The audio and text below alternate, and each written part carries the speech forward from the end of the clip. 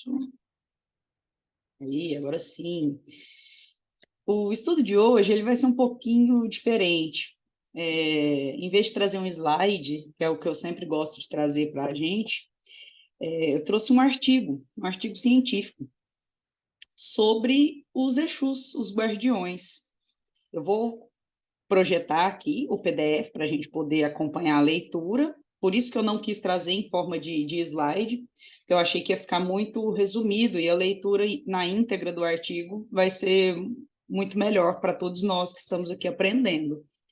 E trata-se de uma pesquisa desenvolvida por um professor da Universidade Federal de Goiás, é um trecho da tese de doutorado dele, que trata sobre o título Exu, os guardiões no combate aos magos negros, os novos discursos de cientificação de Exu na literatura umbandista.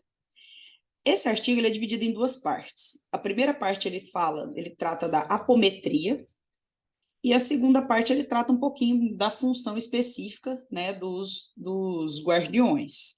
Essa primeira parte da apometria eu vou deixar para vocês lerem, né, porque eu vou disponibilizar o artigo na íntegra, porque é uma ciência muito vasta, né, que requer, assim, muito estudo aprofundado, que para uma hora e pouquinho, não daria para a gente poder discursar sobre isso.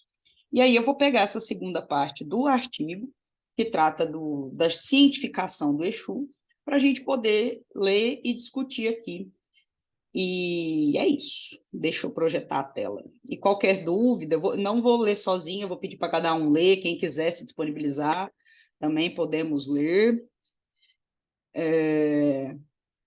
para não ficar uma coisa chata, né? Vocês veem minha tela, pessoal?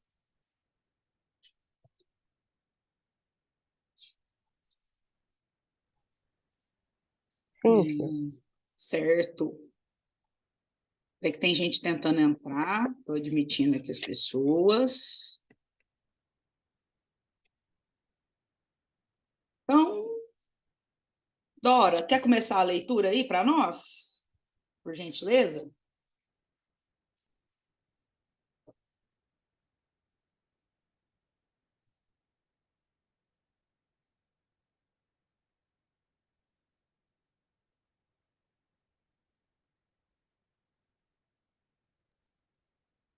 Vou tentar aqui um pouquinho, porque está tão pequenininho.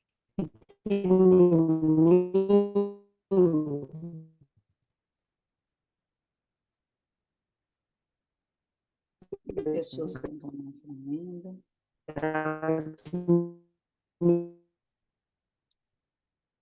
Agora eu acho que deu uma...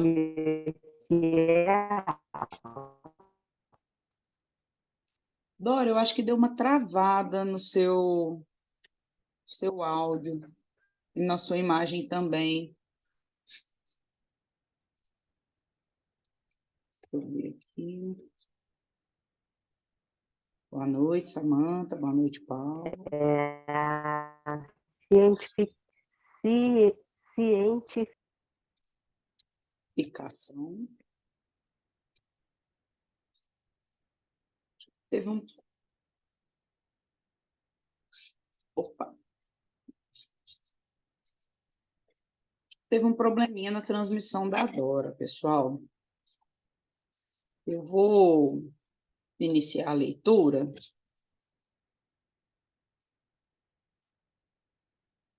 A cientificação de Exu na literatura umbandista. Tanto Ramatiz quanto a Ângelo Inácio procuram em suas obras descortinar um universo espiritual desconhecido dos encarnados, até mesmo daqueles que professam o espiritismo kardecista. Para isso, os autores procuram ampliar a própria noção de mundo espiritual, utilizando conceitos oriundos da teosofia e da Umbanda, aos já conhecidos pela doutrina espírita. O mundo espiritual passa a ser, assim, um local similar à Terra, apenas composto de um material diferente, onde espíritos desequilibrados e considerados de baixa vibração habitam as regiões mais inferiores deste mundo. Enquanto os espíritos superiores e guias de luz, ou espíritos que, em alguma medida, já aceitaram sua condição espiritual e agora são aprendizes das leis universais, habitam elevadas colônias espirituais, localizadas em planos mais etéreos e menos materializados.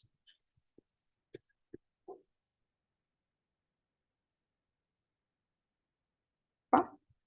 Um instante. Menos materializados.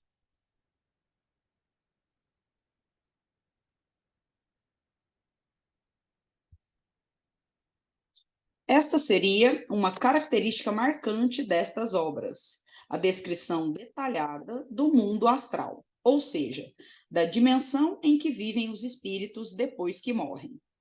Tal universo é composto de variadas dimensões, de acordo com os diferentes níveis evolutivos que se acredita existirem. Utilizando-se da teoria espírita da evolução espiritual, tais espaços são colocados entre dois polos. Um mais materializado, localizado próximo à Terra, e outro mais espiritualizado, em dimensões afastadas da Terra. Aí vem uma citação, né, de Robson Pinheiro sobre a questão que envolve a geografia da religião. Ele ressalta os espaços entre convívio dos encarnados e dos desencarnados, né? Vários espaços habitados aí por grupos, e as câmaras de socorro, que são os hospitais, né? Localizados nas colônias espirituais, nas quais os espíritos evoluídos, eles têm a missão, né? A proposta de colaborar no socorro, na atuação ali do amparo espiritual, na rede de proteção daqueles espíritos que estão em erraticidade, que estão em sofrimento. Isso que trata esse trechinho aí. Vou me estender mais um pouquinho, daqui a pouco eu passo a leitura para outra pessoa, tá bom? Também os terreiros e centros umbandistas possuem sua contraparte astral. A gente sempre comenta, né? Lá na Casa Fraterna nós temos o ambiente físico da Casa Fraterna, porém também temos o nosso hospital, nossa segurança, nossa fortaleza, que é muito maior as dimensões do que o nosso mundo físico consegue perceber. Além do prédio físico, Robson Pinheiro, gente, para quem não sabe, Robson Pinheiro é um grande líder espírita, autor de várias e várias obras da categoria ubandista. Junto dele também temos o Norberto Peixoto, que são os dois grandes autores pesquisados por esse professor de História da Federal de Goiás, pelo Léo Carrer Nogueira. Por isso que sempre vai ter as citações deles aqui, tá bom? Robson descreve a existência de uma verdadeira fortaleza nos planos astrais, sobreposta ao lado material. Tal fortaleza funciona como uma espécie de hospital, para o qual são encaminhados os espíritos sofredores, seja acompanhando os encarnados que vão ao terreiro em busca de auxílio, sejam sozinhos. Além dos médiuns e assistentes presentes nos terreiros, a presença de inúmeros guias do lado espiritual, fazendo a limpeza astral dos espíritos presentes, além de encaminhar os espíritos sofredores para locais onde receberão auxílio e tratamento. Os espaços mais inferiores ficam localizados na própria crosta terrestre, sobrepondo-se às cidades e construções humanas. São compostos também de construções, mas fabricados de uma matéria astralina e, portanto, invisível aos olhos comuns dos homens encarnados. Tais ambientes são habitados por espíritos inferiores, que ainda estão muito aquém na escala evolutiva, e ainda se comprazem em práticas que visem prejudicar e fazer o mal aos outros. Os espíritos superiores podem transitar por estes espaços, sem serem vistos pelos que ali habitam, capacidade decorrente de sua condição de evoluídos espiritualmente. Estes espíritos inferiores, ainda afeitos à matéria, transitam pelo nosso mundo, mas na dimensão do mundo dos mortos. Ainda mantêm os mesmos sentidos que nós e sentem as mesmas necessidades, como fome, sede, sono, desejos sexuais, para se satisfazerem apegando-se aos encarnados, induzindo-os à saciedade desses desejos e causando-lhes toda sorte de desequilíbrios. São o que se conhecem por processos de obsessão, já tão conhecidos pela doutrina de Kardec. No entanto, há uma nova forma de obsessão, as obsessões complexas, já descritas pelo doutor Azevedo, e que se caracterizam pelo uso de aparelhos astrais, implantados no corpo espiritual dos encarnados, com o objetivo de lhes causar doenças ou outros problemas em suas vidas. É interessante, pessoal, ressaltar que no estudo passado estávamos falando exatamente sobre os processos de obsessão, né? No que se refere à mediunidade. Por isso que eu achei interessante trazer esse artigo, porque também trata um pouco desse processo obsessivo, né? Eles trazem aí umas definições de como que os obsessores das trevas, né, os magos negros, eles agem de forma assim extremamente cautelosa, ardilosa, e eles implantam no nosso corpo astral, né, no nosso perispírito, toda aquela influência sobre as nossas ações, naquilo que nós, né, como foi dito no estudo passado, nos permitimos, nos afeiçoamos com aquela baixa vibração. E alguém gostaria de fazer alguma pergunta ou de esboçar alguma opinião? Estamos aqui à disposição. Caso alguém precisa falar, só levanta.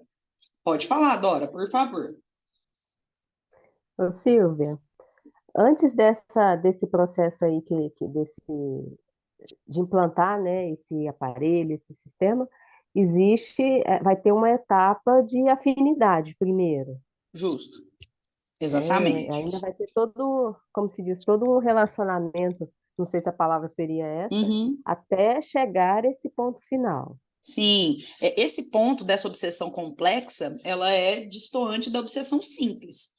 Em um dado momento, a gente vai ter uma oportunidade de estudar as definições de obsessões, né, que principalmente tem no livro dos médiuns e no livro dos espíritos, que existem estágios dessa obsessão. Simples, a subjugação, a fascinação, a complexa, que é essa, no caso, é um estágio que a pessoa ela está assim com comportamentos extremamente constrangedores, adoecida física, mental, emocional, espiritualmente, né? Existem esses aparelhos implantados, né, no corpo perispiritual, nas quais eles minam a energia da pessoa, minam ali a vivacidade, atua principalmente nesses centros de forças, que é o responsável pelo nosso campo energético, pela nossa vibração.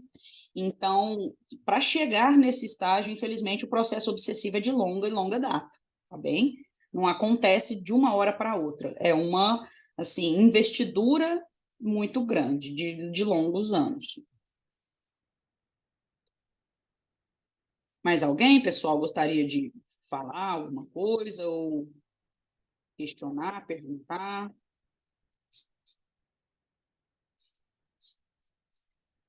Ah, você consegue continuar a leitura, Dora? Ou tá muito miudinho para você aí?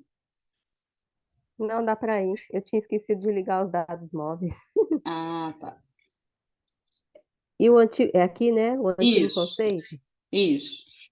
é o antigo conceito espírita da obsessão, agora atualizada com uma roupagem mais moderna e inovadora. Em laboratório, esse laboratório aí está em cima do número aqui, depois laboratório é o quê, Silvio? Criados no Em, mundo astral. em laboratório criados no mundo astral com matéria astral correspondente da matéria física existente no mundo terreno.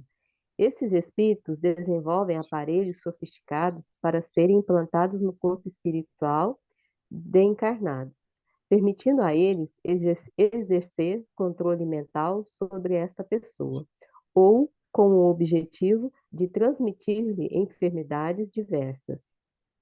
Aqui, os autores detalham melhor o conceito de magos negros ou magos das trevas, já emboçando em vários, pode subir um pouquinho, fazendo um favor, em vários autores umbandistas e descrito pelas obras apométricas do Dr. Azevedo. Tratam-se de espíritos com grande poder espiritual em um baixo nível de evolução moral. Por isso mesmo, utilizam-se desse poder para prejudicar e fazer o mal aos outros, especialmente aos encarnados. Para ler esse pedacinho?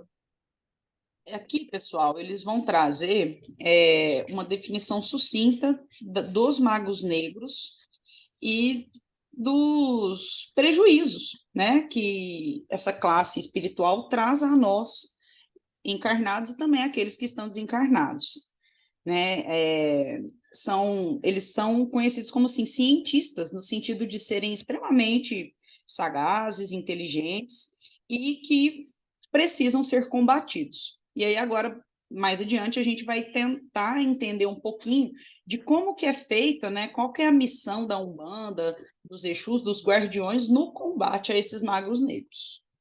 Pode continuar, Dora, por favor. Um pouquinho, Silvia. Sobe só um pouquinho, fazendo favor. Tá bom.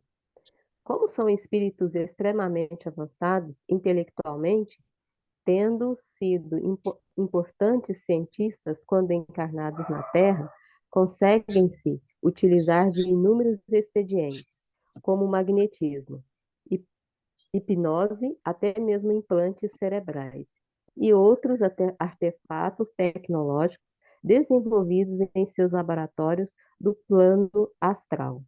Os autores descrevem, assim, a existência de uma verdadeira ciência tecnológica do submundo astral, que visa desenvolver meios cada vez mais avançados de influenciar na vida. Pode subir, fazendo favor.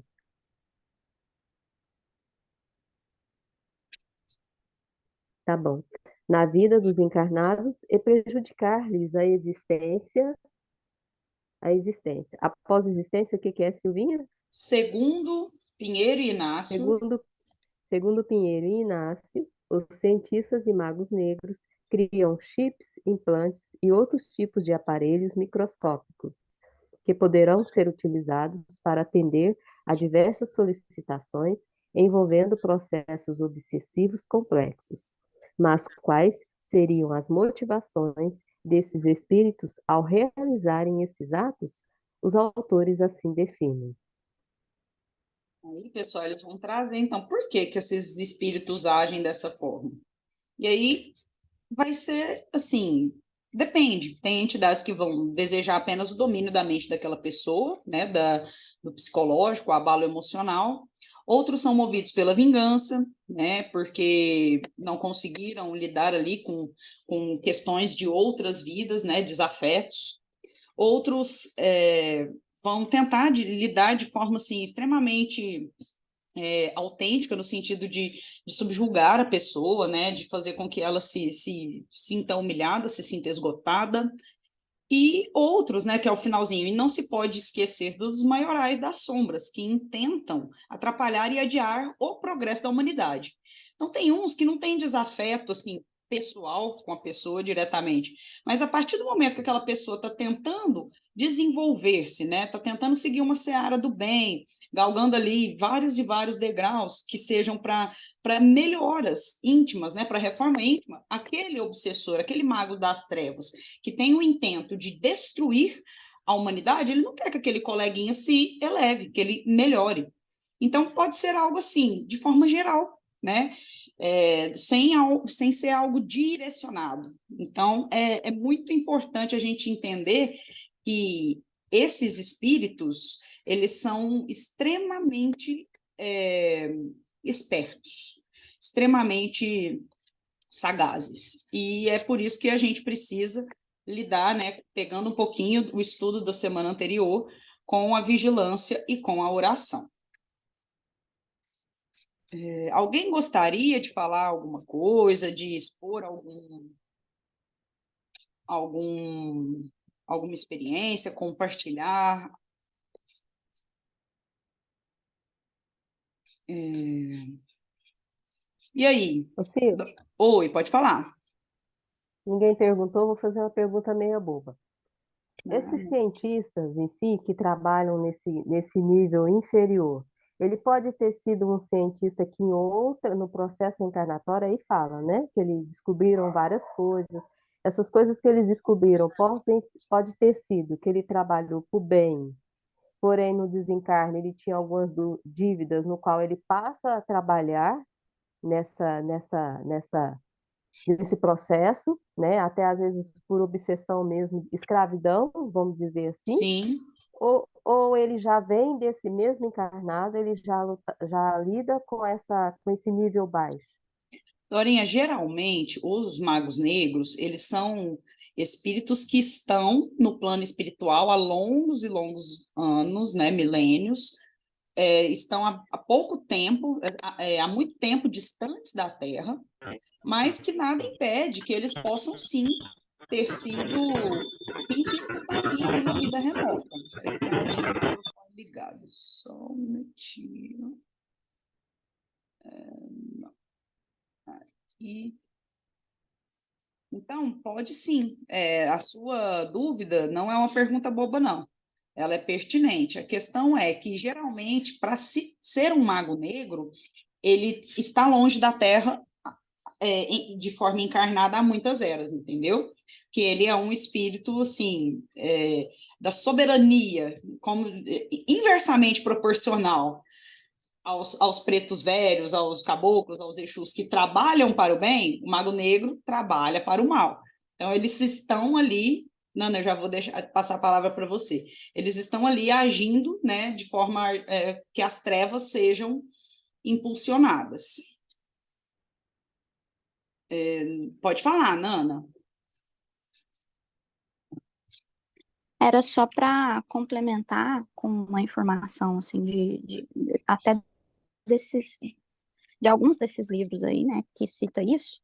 Existem os cientistas uma falange específica, né, dos cientistas das trevas que trabalham junto com os magos negros, e esses muitos foram cientistas durante a Segunda Guerra, foram cientistas durante as guerras em geral, né? Uhum. Esses, às vezes, têm um pouquinho menos tempo de presença na Terra, né? Como encarnado.